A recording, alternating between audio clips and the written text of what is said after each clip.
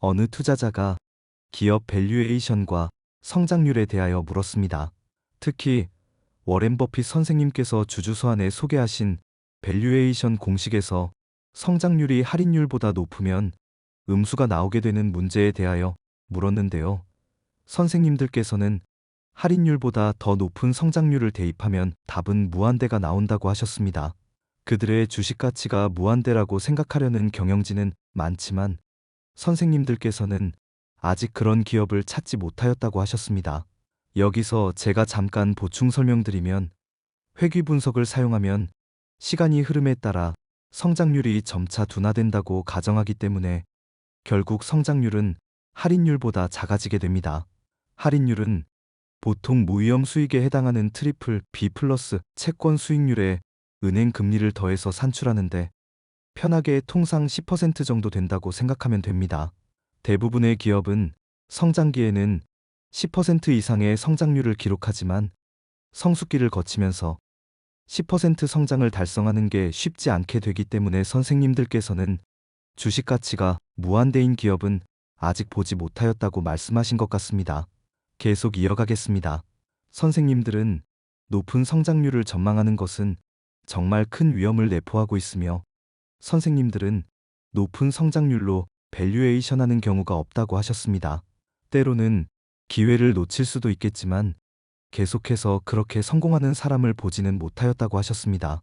결과값이 무한대가 나왔을 때 잠깐 물러나서 그게 일어날 수 없음을 깨닫는 것은 당연히 잘하는 일이며 성장률은 점점 줄어들고 결국 멈출 것으로 전망하면 조금 더 현실적인 숫자를 얻게 될 것이라고 하셨습니다.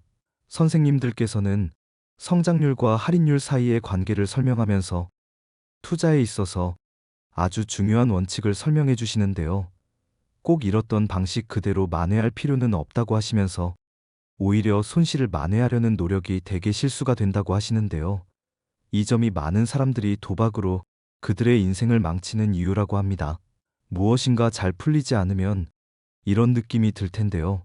잃었을 때 했던 방식 그대로 다시 만회해야겠다는 생각 말입니다. 인간의 본성 깊은 곳에 자리 잡고 있는 그것 말입니다. 그걸 의지로 그냥 놓아줄 수 있다는 것은 아주 현명하다는 이야기입니다. 주식에서 가장 중요한 것 중 하나가 여러분의 주식은 여러분이 그걸 소유하고 있다는 사실을 모른다는 것입니다. 여러분은 주식에 온갖 감정을 가지고 있을 것이고 여러분은 그 주식을 얼마에 샀는지 누가 여러분에게 그 주식을 말해 주었는지 이 모든 것들을 기억하겠지만 주식이라는 녀석은 아무 신경도 쓰지 않습니다. 그냥 거기에 가만히 있을 뿐입니다. 주가가 $50라면 100달러에 매수한 사람은 기분 나쁠 것이고 10달러에 매수한 사람은 기분 좋겠죠. 이 모든 감정들이 어떤 영향도 미치지 않습니다. 누군가 오랜 기간 사업을 키워낸 사람이 그건 어떻게 해야 할지 잘 아는 사람이 어느 날 수학적으로 불리한 게임을 합니다. 잃기 시작하면 만회해야겠다는 생각을 합니다. 그런데 잃었던 방식 그대로 할 뿐만 아니라 단 하룻밤 만에 회복하려고 합니다. 그것은 아주 큰 실수입니다. 제가 첨언드리자면 투자가 잘 풀리지 않을 때는 원점으로 돌아가서 다시 시작해야 한다는 말씀을 해주시는 것 같은데요. 넓게 보자면 앵커링 편향에 해당하는 사례 같습니다. 가령 자신이 매수한 가격이 100달러인데 50달러에서 손절을 한 경우 그 주식에 대하여 100달러와 50달러라는 숫자가 각인되어 모든 것을 이 두 개의 숫자의 의미를 부여하기 때문에 원점으로 돌아가지 못하고 그 속에서 헤매는 것을 설명하시는 것으로 생각됩니다. 계속 이어가겠습니다. 어느 투자자가 선생님들께 투자 결정을 어떻게 하는지 자세하게 알고 싶으며 특히 내재 가치를 산정하는 방법을 물었습니다. 선생님들께서는 내재 가치나 안전마진을 산정할 때 단 하나의 절대적인 방법은 없다고 하셨습니다. 그냥 단순히 기계적으로 컴퓨터로만 계산해서 클릭한다고 되는 것은 아니며 투자라는 것은 여러 테크닉과 여러 모델들을 가지고 임하는 그런 게임이라고 하셨습니다. 그리고 많은 경험을 쌓는 게 큰 도움이 되고 위대한 투자자는 그렇게 빨리 될 수 있는 게 아니라고 하셨습니다. 그래서 일찍 시작하는 것이 낫다고 하시는데요. 우리는 기업의 경쟁력을 이해해야 하고 사업의 메커니즘을 이해해야 하며 기업의 미래를 내다볼 수 있어야 합니다. 기원전 6세기 이솝이 손 안에 새 한 마리는 수풀 속에 새 두 마리의 가치를 지닌다고 하였습니다.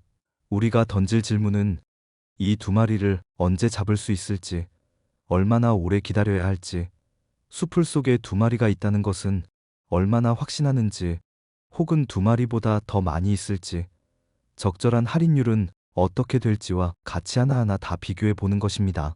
우리는 기업을 볼 때 기업이 우리에게 새를 몇 마리나 줄 것인지, 또 언제 줄 것인지 이런 것들을 보고 기본적으로 미래에 어떤 수풀을 사는 게 나을지 결정하는 노력을 합니다. 현금을 분배할 수 있는 미래의 능력을 평가해 보는 게 전부이고, 현금을 분배하지 않을 거라면 높은 이율에 재투자할 수 있는가를 보는 것입니다. 버크셔 해서웨이는 현금을 분배한 적은 없습니다만 현금 창출 능력을 계속 키워왔습니다.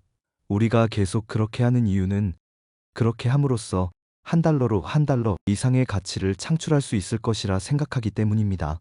하지만 버크셔 해서웨이의 가치는 현금을 분배할 수 있는 능력 그 자체에 있고, 선생님들은 현금 분배 능력을 매년 높이기 위해 노력하고 있다고 하셨습니다.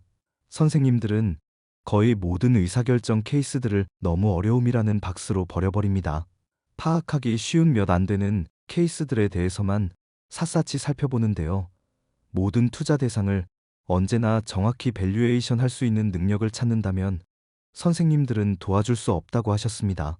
선생님들은 1피트 높이의 허들은 어떻게 뛰어넘는지 알지만 7피트 높이의 허들은 어떻게 넘는지 알지 못한다고 하셨는데요. 하지만 어떤 게 1피트 높이의 허들인지 알고 있고 7피트 높이의 허들을 피해야 한다는 점을 알고 있다고 하셨습니다. 제가 첨언드리자면 선생님들은 멍거 선생님이 강조하는 능력범위라는 것을 허들에 빗대어 설명해 주셨는데요. 잘 아는 분야에서 놀아야 한다는 말로 요약할 수 있을 것 같습니다. 그리고 유명한 예시인 수풀 속의 두 마리 새 이야기는 결국 미래에 생길 더 큰 이익을 추정하기 위하여 다각도로 면밀히 살펴야 한다는 점을 친절히 알려주신 것 같습니다. 계속 이어가겠습니다. 어느 투자자가 영업권과 투하 자본 수익률을 대하는 적절한 방법에 대하여 물었습니다. 선생님들께서는 영업권은 사실 상각 처리해야 할 자산이라고 하시면서 영업권은 기업 인수가격을 산정하는 과정에 반영된 실수의 산물이라고 폄하하셨습니다. 기업의 펀더멘탈 밸류에이션을 할 때 영업권을 반영하면 안 되며 유형자산 대비 수익을 봐야 한다고 조언해 주셨는데요. 기본적으로 기업을 평가함에 있어서 기업의 경영진이 어떻게 하고 있고 재무 기반은 어떤지와 같은 관점에서 본다면 영업권에 대해서는 잊어버려도 된다고 하셨습니다. 선생님들께서는 코카콜라의 예시를 들면서 코카콜라를 인수하기 위해서는 영업권을 인정해줘야 하지만 기업의 경제성 분석 측면에서는 영업권을 포함시켜서는 안 된다고 하셨습니다.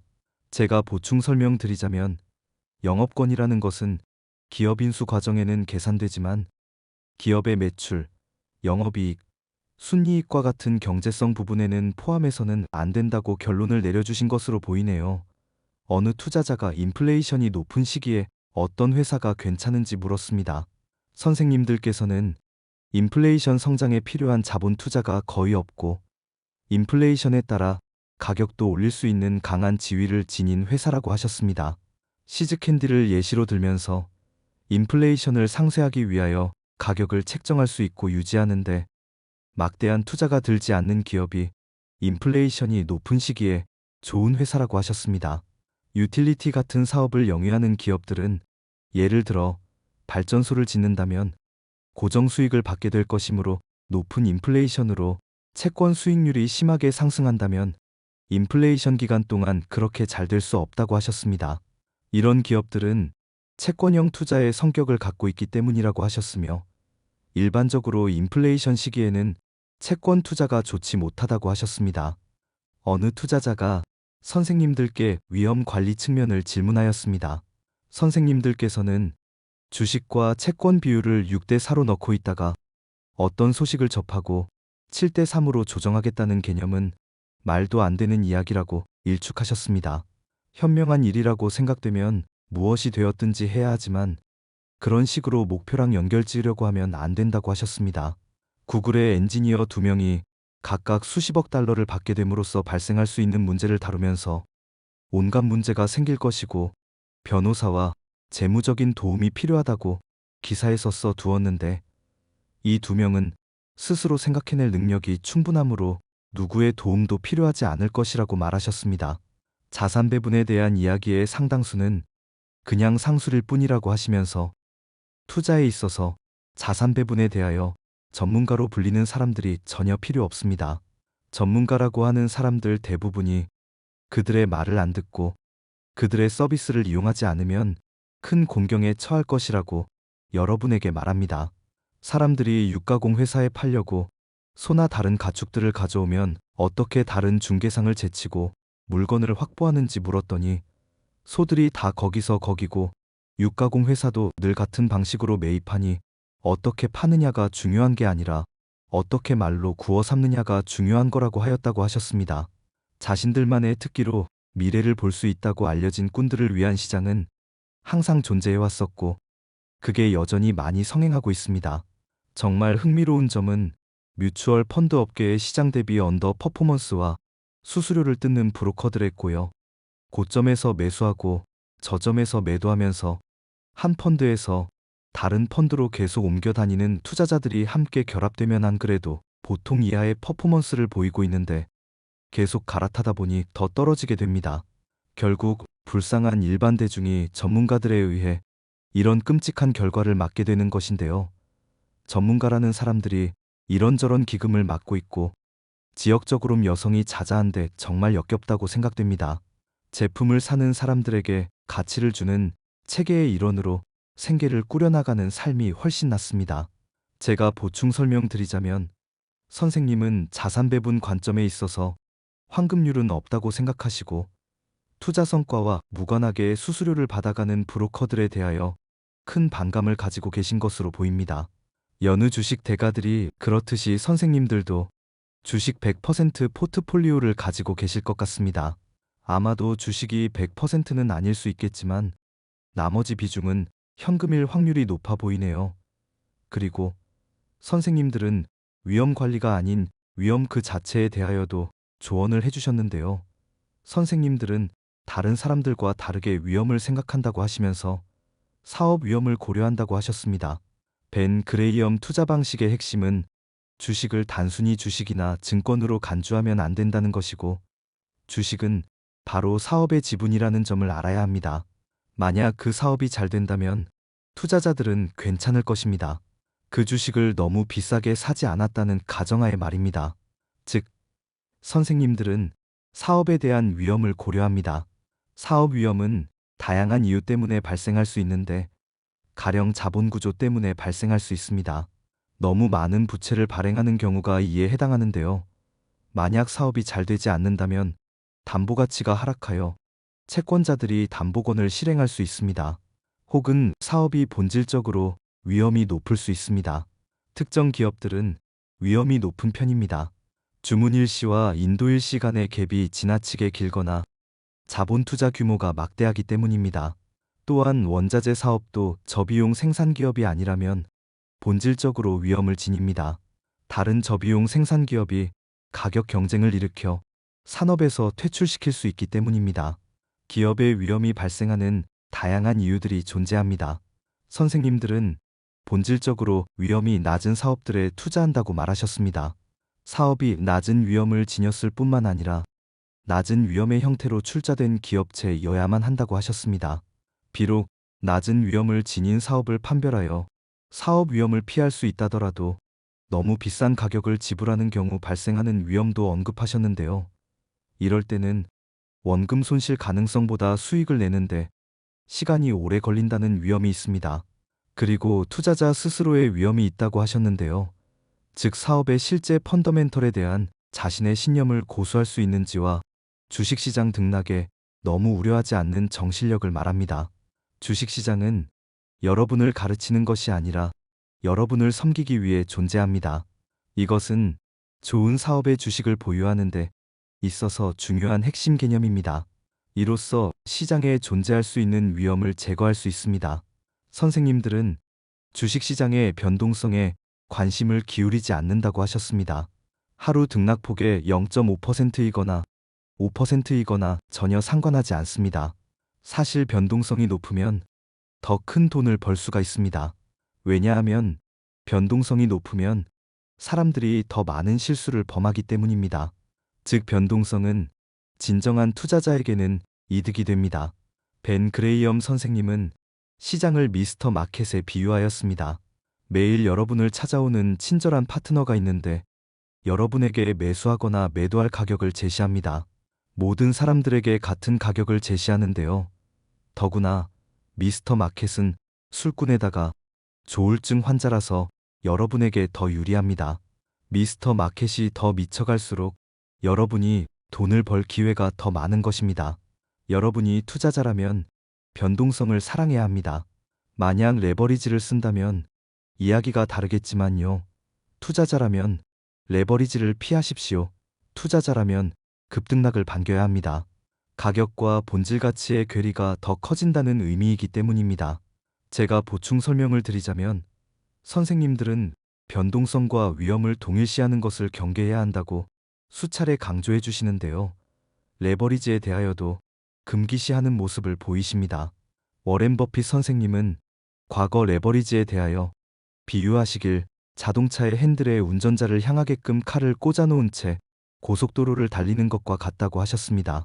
어느 투자자가 투자업에 2년간 있었던 사람과 10년간 있었던 사람이 있다고 가정할 때 2년밖에 안 된 사람이지만 여러 대가들의 테크닉에 대하여 많이 접한 경우 10년간 있었던 사람을 이길 수 있는지 물었습니다.